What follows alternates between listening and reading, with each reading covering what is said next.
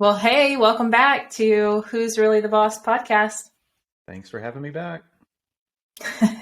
Another recording day. And this will be one of my favorite series that we're talking about as we start conversations on culture. So the title of this next series will be We Put the Cult in Culture.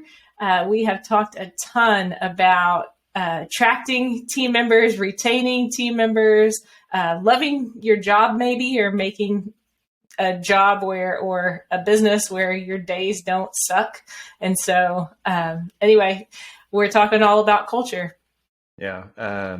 We put the cult in culture. I think, somebody had said that we're in the middle of this campaign with Noah, who's our videographer, our creative guy that we have on retainer. And as he was interviewing some of the team, he said, it sounds too good to be true. It almost sounds like you're in a cult. And my takeaway from that, I'm like, hey, culture, what's the first four letters? So I don't know if we're doing it right or we are borderline onto some deeper stuff here. But yeah, what a great topic for this next series. Yeah, and you just asked me recently what would I be really good at selling, and so I get kind of passionate about the things that I like and that I believe strongly in, and so for sure our team and our business, I can kind of get very passionate and long-winded as far as talking about all the awesome things about the people that we do life with, and so. Desserts came up on that as like something that I could definitely sell very easily, like cake and ice cream, because I love them so much. I would say definitely selling people on our team and wanting to work within Dillon CPAs. That's probably my next, probably easiest thing to sell to somebody. So you're saying you want to interview for a sales development rep role with Chris and Hope. Is that what I'm hearing there? Wait. I already did that. I did not mention accounting services as one of those things that I would be very good at selling. Selling people on joining our team as far as working with us, for us. Yes. So the job that I currently have as far as HR and helping locate and hire new team members, take care of the ones that we have, I think I'm well suited in the position that I currently have. I am not asking to take on anything else. So I'll just be real clear. I am not asking to take on anything else, anything new or different. So what you're saying is you want to be a cult leader, and you want to influence and have people join. And yeah, there may be and keep them for life. So yes, that's exactly what I am. So my title can probably be adjusted now to just cult leader instead of firm administrator or HR or whatever titles that I currently have listed on our website. We can just go ahead and fix that up to cult leader. Yeah. I like that. I think maybe after someone starts, then they realize that. I think outward facing advertising probably would not do well attracting the right people. Who knows? Well, we may give it a shot. You never know. Maybe the secret sauce. Yeah. So thinking about culture, this is not something that was always just natural for us to want to curate or cultivate or even felt was important. Actually, I would say in the beginning, we didn't do anything with culture in Dillon CPAs. So let's just talk about some of the reasons, Marcus, why you think having a good culture and having an intentional culture within your organization is important. Every organization has a culture, whether they want to admit it, realize it or not. You might as well make it the best that you can be by giving it some thought and working on it and creating a great place to be for the team. And, culture is just such a broad definition nowadays. Someone earlier this week asked me to explain our culture as they wanted to to learn a little bit more about us. And it's just like handing me a blank sheet of paper. I just have to start writing, and then hopefully they tell me when to shut up, because I just think it's so intertwined into everything we do. And it's really the reason why you exist, or maybe it's just a byproduct of your existence as a business. And so, yeah, the culture piece, it's so broadly defined for me, and you really have to narrow in on how you can set what you want your culture to look like, what you have to do to get to that place. And definitely if you're coming out of a place that maybe has a bad culture, even a toxic culture, how do you move towards the path that you want to go to get where you want to go? So I think a toxic culture, we hear that often. We hear that a lot from people wanting to change jobs. So maybe people who are interviewing or looking, like exploring, evaluating our firm as maybe their next place to work. And so toxic culture, I would say, can happen on accident or with very little effort, but a good culture cannot happen by accident. A good culture definitely has some intention behind it.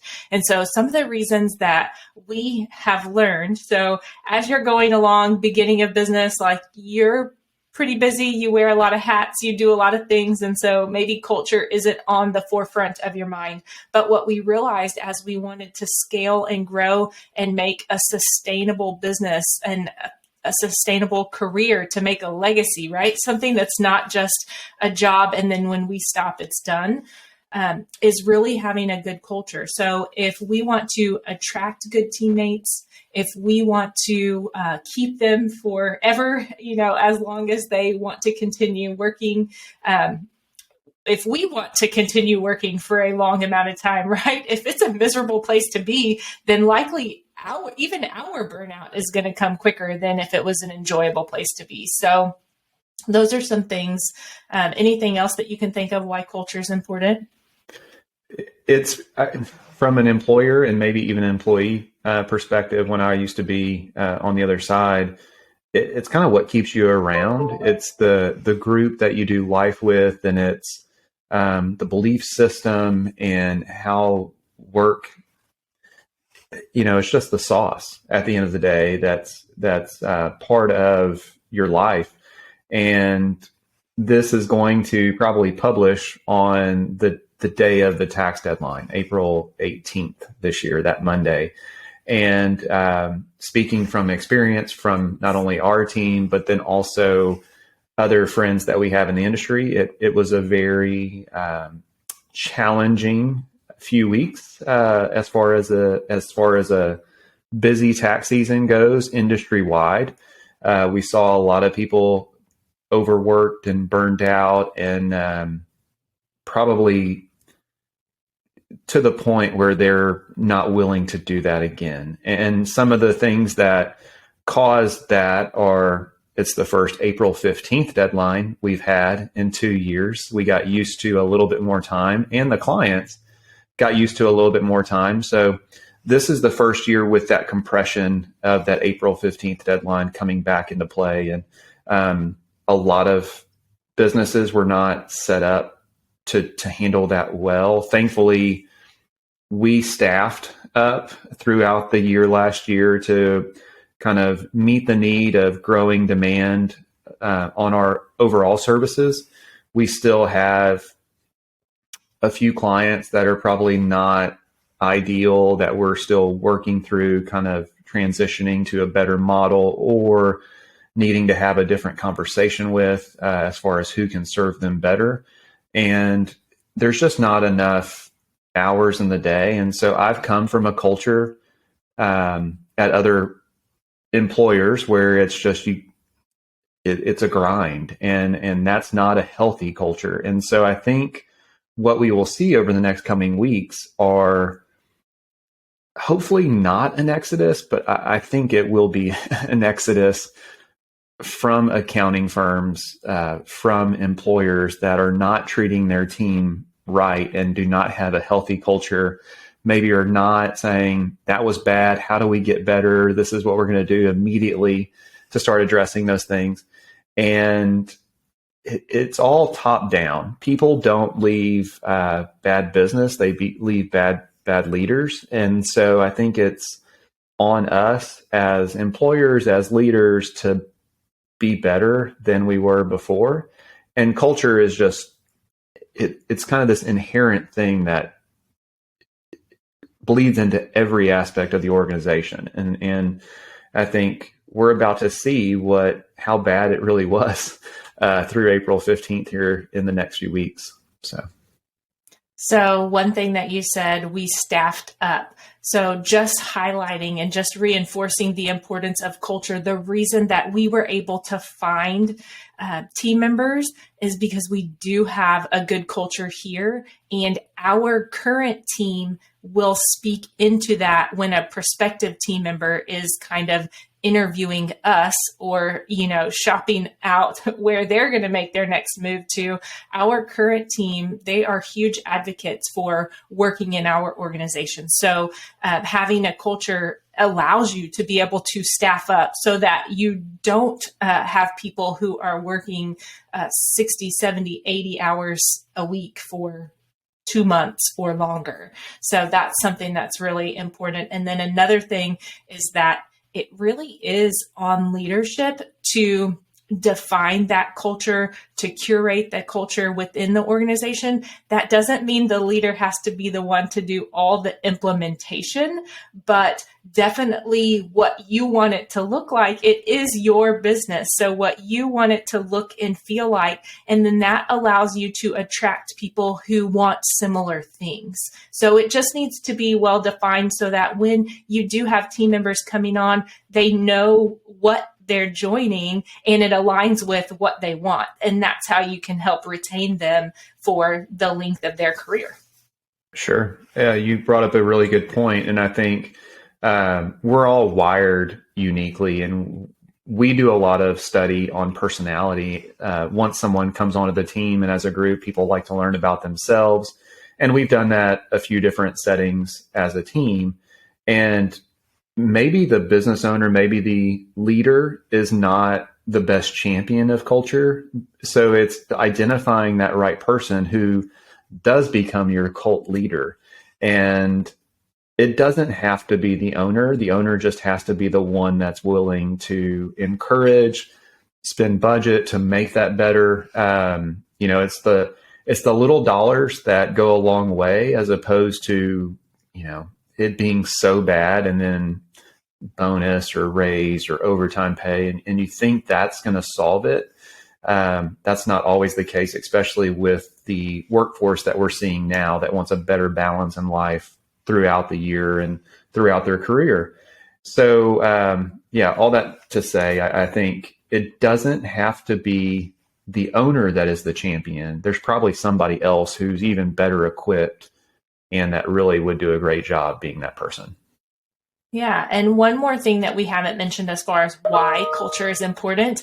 If your team is happy, they're going to serve your clients well, which in turn should make your clients happy. So overall, a happy team is going to produce happy clients, quality work, things like that. So again, just looking at so many reasons if culture is not a priority or it's not something that you've ever intentionally thought about, why we should be thinking about it, why it should be a priority within the organization from the leader standpoint, even if that's only to encourage, even if that is just to delegate it to someone to be a champion of culture in your firm. Definitely still needs to be a priority and something that the leader of the organization is encouraging and holding whoever is responsible, holding them accountable to make sure that it's being maintained. Yeah. And so next I wanted to talk about where we were and how we changed as far as our culture, because I mentioned at the beginning, in the beginning of Dillon CPA, so if we think back now, almost 11 years ago, culture was definitely not a priority, but it wasn't really even a thought. So whatever culture we had was really just by accident, was just there. it wasn't something I don't even think we can define. So you actually started with Dillon CPAs without me. So in the very, very beginning. So I'll let you talk a little bit about the first time maybe that we looked at culture and tried to, put words around what did our culture even look like in the beginning. The culture in the beginning was all about production, whatever it took to get work out the door. And it wasn't pretty. It meant a lot of hours. There was maybe a little bit of fluff there if somebody helped me get production to go out the door. And that was the ultimate goal. And I think a lot of businesses are in that production, business viability, sustainability mindset in the very beginning. There wasn't budget to allocate. And from where we started, where a lot of it was on me as the owner, wearing so many different hats, there was other things to focus on. And so as we started adding members to the team, we really started to try to be intentional about how can we make this boring industry, this work that is usually not very appealing to others, how can we make the atmosphere around that work and around the office more fun? And how can we have a better experience overall together? We know that the work is a grind, or the production, it's boring work, or it's so time intensive and technical. How do you get beyond that and enjoy what you do?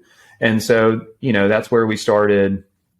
Obviously, the easy stuff is to throw money at it. So, you take dollars and you reward people for whenever they do a great job, and you celebrate things that are easy to celebrate. And so work anniversaries and birthdays and big milestone achievements, whether it's in someone's personal life or in their work life, just by bringing that into the office. And then your culture is more of an extension of who you naturally are. And as even an employee, you're not living two different lives, where you exist somehow at home and then you're a completely different person at work. And so we wanted to knock down any barriers. And, if there was definitely something going on in the life of the family, celebrate it and let people know, hey, it's okay to have a family. It's okay to celebrate this stuff together. We kind of want to know what's going on in your life, because then we can structure work and your career here to meet what's going on in your life. And so I think a lot of people, whether it's a closed door policy, which no one advertises that they have a closed door policy, it's unwritten that they have a closed door policy, that they don't care anything about you as a person. They don't care what you're going through personally. They may not even, love the fact that life comes up, that you're pregnant or expecting a child, going through an adoption, going through an aging parent that you're trying to care for. All of those situations are part of life, and life is so much more important than work. It's just, how do you make it all blend together? And I think as a culture, you have to be accepting first and make sure that you address the employee or the team member where they're at. And yeah, I'm going to rewind all the way back to from the beginning about what kind of our culture looked like. And so by the time that I started really at Dillon CPAs, what it looked like was the part that Marcus said, that you said, was getting the production out the door. But it was really from a standpoint of, let's hurry up and get this work out the door as quickly as possible so we can go home to our family, go see our friends, go do anything else but this work. Because like you mentioned, you said it was pretty boring work or pretty technical work. And so it was like, okay, well, let's hurry up and get through this and spend as little time at work as possible, which was great for efficiency, but could have very easily created a toxic culture. We were very fortunate that I would say we didn't get to that level because the people, which we have mentioned before, we knew the people that were working with us. So we had relationship with them outside of Dillon CPAs. So we actually did spend time with them through church, through friend meetups and things like that. So there was a relationship besides the office. However, if we had team members that we didn't know and didn't spend time with other than at work, I think it would have been very, it could have quickly become a toxic place to work with just hurry up and get this done. If you have anything, a flat tire, a sick kid, anything like that, that's going to slow down work or cause somebody to have to stay longer at work, then that was going to be like a hindrance or a nuisance or an annoyance. And so definitely that is not the culture you want. So thinking through that, if that looks similar to something maybe our listeners are experiencing right now, where in the beginning we thought, well, yeah, we're not going to make people stay at work for all these hours for no reason. If they can hurry up and get it done. And the way we'll show our appreciation or that we care about that person is we'll give them a bonus or we'll pay them a little extra. That didn't accomplish what we thought originally that it was going to accomplish. No, and I've been in those settings where the bonus or the extra pay was what was expected to keep you around. And speaking from experience, it was so bad that as soon as that bonus was paid out, I'm gone. There's no reason to stick around after I've gotten that ring. I don't want to go through it again. And there's nothing else keeping me here from the next chapter in my career. So yeah, pay me that bonus. Great. Let's go on to the next. And so we did not want that setup here. Obviously we bonus out 3 times a year and celebrate people. And it's different than where I had previously been. And it's just, there's different ways to make people feel important and not even feeling, but they are important. It's not just you're trying to do a false reality with them, but we honestly do care. And that's weaved into culture. And the hard thing is culture, the term culture, and everybody talking about it and millions of books and podcasts on it. And it just seems so watered down nowadays. And you can go a million different ways as you try to define your own culture. That it's such a hard question to ask because it truly is every part of the business life. And you can't write a manual about it. You just have to talk through it and show people what it really means. So we're going to do our best today to try to give it some legs and make it practical and actionable on how to improve. So let's talk a little bit about how did we improve? What would you say was kind of the first thing that helped us start going in a different direction, in a better direction? I would say having somebody own it. And I think that was probably you when you came on board. I wasn't doing a really good job with it, and it was always an afterthought to me. The first priority was production and client work, and then the second was, oh yeah, I got to care for these people who are on this ride with me and make sure that they're fed. And so by being intentional, by allowing somebody else to do a really good job with it, that was step one. I think movement in the right direction. Yeah, and we, in the beginning, we really looked at what were the good parts of the culture that we had created, not so much the parts that were going in the wrong direction, but what was good about the parts we had created. And so some of the good things, we liked each other. So the people again, that's how I can say, I don't think we got to a toxic level culture because we still all liked each other at that point. We had really hard workers, people who were willing to put in their best effort every single day. And then because we liked each other and because naturally we were hard workers, we were all willing to help each other when needed. So really, again, I've mentioned before, when I came on, it was just whatever anybody needs help with. That's what I thought I was there to do. And while that isn't always the healthiest approach to take as far as you can delegate and find the best people to do things.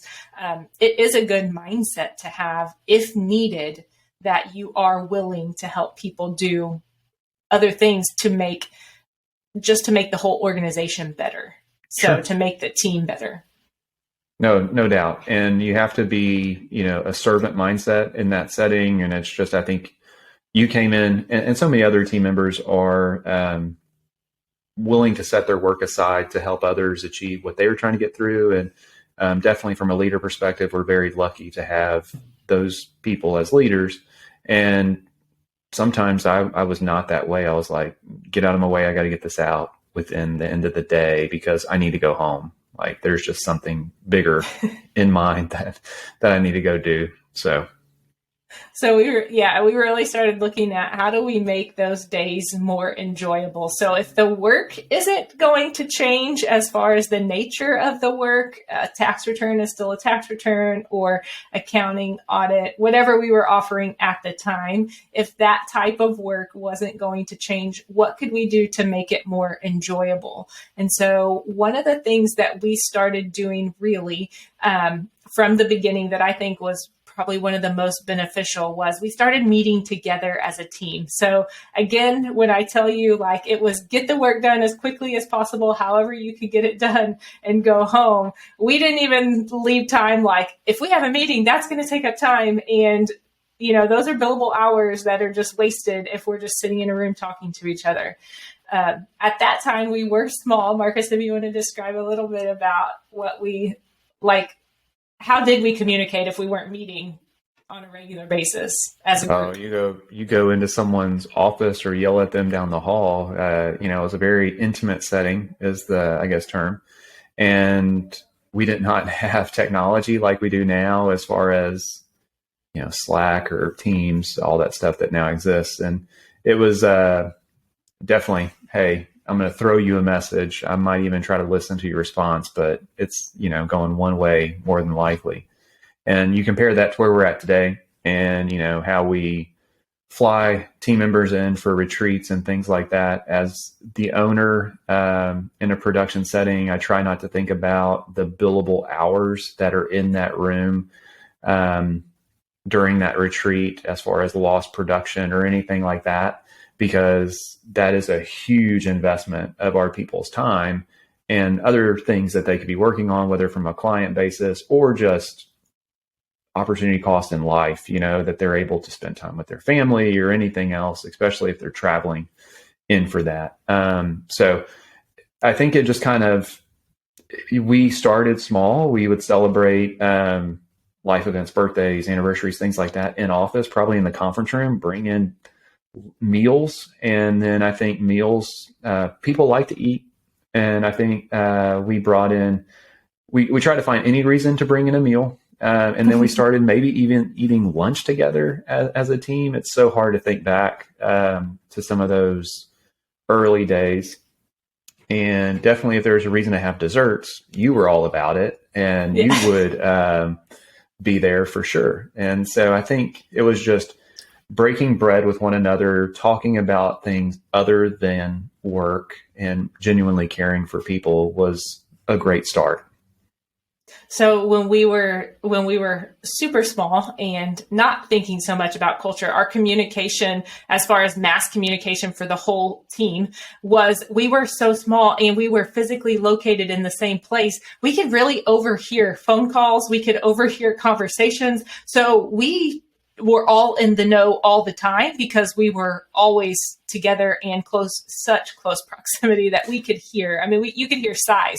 You could hear a pencil hit the desk. If you could hear somebody slamming, that was the best. Yeah. Feverishly typing if they were agitated, or phones getting hung up a little bit harder than normal. So you kind of knew what was going on. But what we have learned since then, with not only with a remote team, but just with a larger team and moving out, from one office to another, was that having a dedicated time where you meet together with focus as far as things to talk about, it gives people a time and space to come and talk and share those things. It gives a focused time to share things that everybody needs to know instead of small interruptions throughout the day. So where those other conversations maybe only took 1, 2, 3, 5, 10 minutes, whatever. It wasn't a long time. We could accomplish the same thing by making a dedicated time in the day once a week instead of having multiple conversations, interruptions, maybe having to repeat those if somebody was out or couldn't hear at that time. And so definitely meeting together more. And then, like you said, then we got to start celebrating birthdays and anniversaries together, having meals together, hearing about people's weekends and other life events, things that were going on. So definitely allowed for a lot more. That's not something that only happens in a physical environment. That also happens in our remote work setting now. And so we do still have those designated team meetings once a week, video on for everybody. We don't require that you look any certain way on those video on, come as you are. But it is a time that we start with like an icebreaker where everyone gets to share something for that day. And then we have a focus time as far as what information needs to get out. People have time for questions, all of that. Yep. And part of the culture is just being in the know as far as like communications. And so the way we've also done that, so you know what's going on, because I think people in certain other businesses, they're like, I don't even know what's going on. I don't know where we're going. And so we try to share that as much as possible, obviously in retreats, but then also in teams, we'll have an external communication channel where if there's something that's going out from the business to either the community or client base, that's posted in that channel. That way, if a team member gets emailed or questioned about what we sent out, like, what does this mean? Like, oh, I had no idea we sent that out. So we like to have that communication because that is it's not as easy to do whenever you're a remote office or remote setting. So there are things to weave into that culture. Teams, we've mentioned that a ton. That's a huge part of our culture as far as staying connected. And there's a channel there that you celebrate birthdays on, and people get called out when it's their birthday or they do something special, and you celebrate together as a team, even though you may be located miles and, away from one another, and you get to send really cool memes or gifts or, videos to kind of brighten somebody's day. And that's what makes it fun. That's what hopefully keeps people around, keeps people coming back for more. Because honestly, it's not the work. And we know that, the work gets boring after a while. And so that just highlights the fact that we are celebrating team members for more than just their production within the business. So really making sure that each of our team members feels seen and feels heard. Every human has a need to be seen and to be heard. And so making sure that we are fostering that within our organization. Some other things that we did, we asked for input from the team on, creating our mission or our vision, or maybe updating that as far as to make sure that we're all working towards the same goal. And so that obviously is going to help bolster any culture if everybody's working towards the same thing.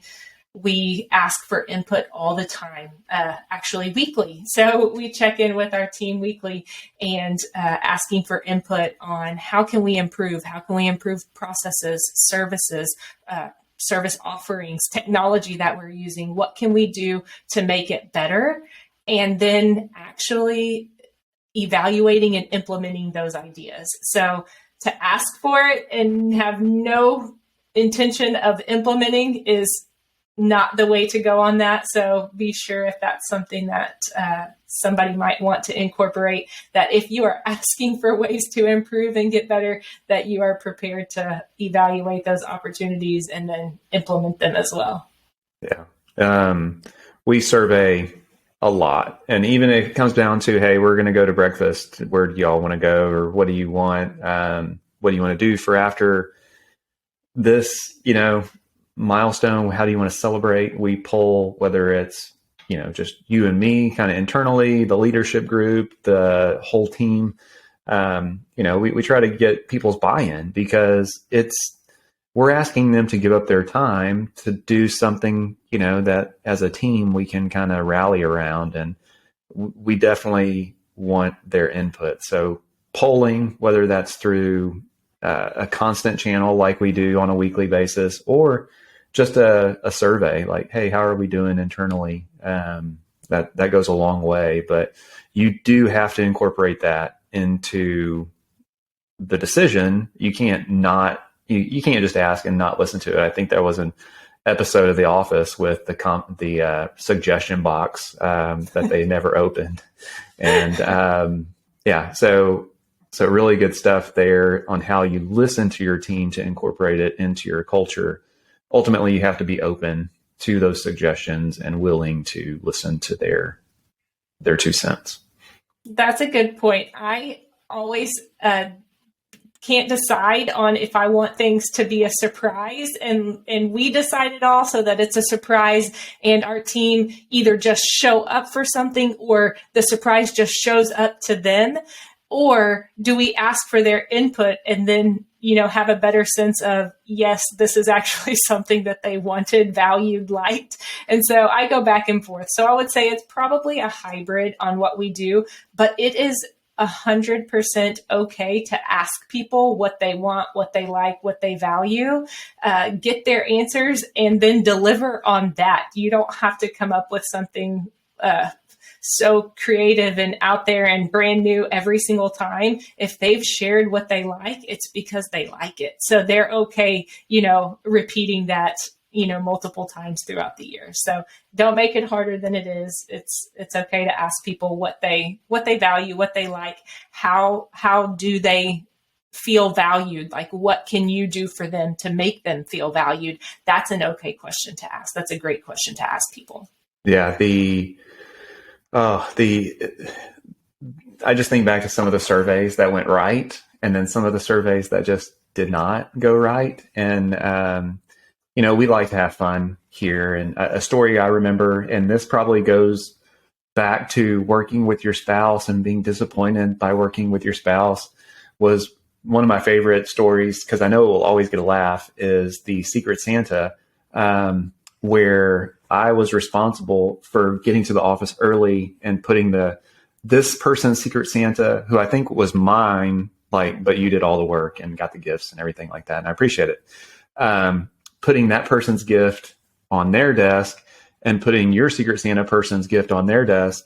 And, spouses come short a lot of times, and I mixed up the two gifts. And one was a longtime team member who we knew, and another one was a somewhat newer team member that you didn't know as well. But when their Secret Santa survey came in, and that's what's shared with the other side, the one person loved to cook, the other did not. And so it just happened that when I screwed up the gifts, the person who did not like to cook got all these cooking utensils, and was really surprised on what Secret Santa gave them. So I think. So those gifts were very intentional, specific to the person's hobbies, interests, likes, and you totally jacked them up. So I messed that up so bad. Yeah, and it's good to think on it, to laugh, back from when that happened 7 years ago or 6 years ago, whenever. And it completely changed how I chose Secret Santa partners from then on. It completely changed how we did that altogether because of one little mix-up. Sure. Yeah. I ruined it for everybody. But I think going back to the original comment, after you get to know your people, you probably don't have to ask them as often, what do you enjoy? What do you like? Because you know them. And as we've gotten to know team members over the years, and the fact that they've kind of grown into friends and family, their love language, what gets them excited, what makes them feel special. And so then it just kind of becomes easy. It's a part of life. And it's just, it's just that culture that's just weaved into how you do what you do on a daily basis, and how you celebrate that person, that team member. So, but getting to know your people, there's some businesses out there that are missing the boat on not getting to know their people on such a personal level that I think that they're very, very short-sighted and, losing a lot in that relationship.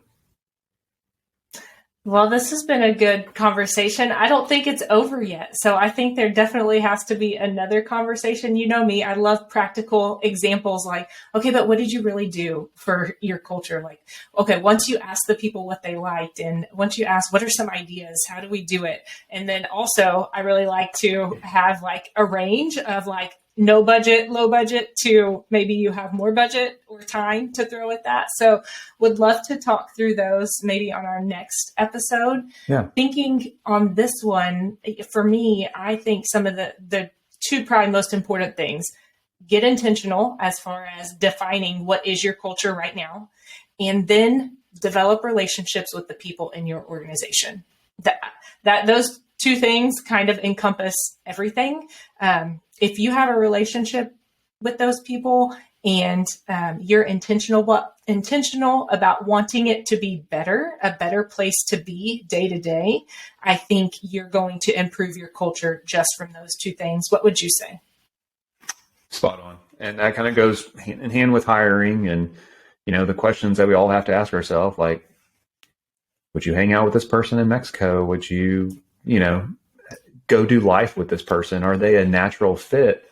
In a small employer, it's got to be, it's just got to make sense on so many different levels for both sides to have a great working environment. And so, but yeah, like, great conversation. I think you nailed it on the head as far as being intentional and developing relationships. That's huge. And then probably as the conversation continues from here on out, we'll give examples, but I think we're also a culture of improvement because we keep trying to get better and keep wanting what's best for not only ourselves, but for our team and for our clients. And so excited to have this next conversation as well, where hopefully people can get some tangible kind of examples on what we've done, what maybe suggestions we have to improve. Yeah, we'll see you in a bit.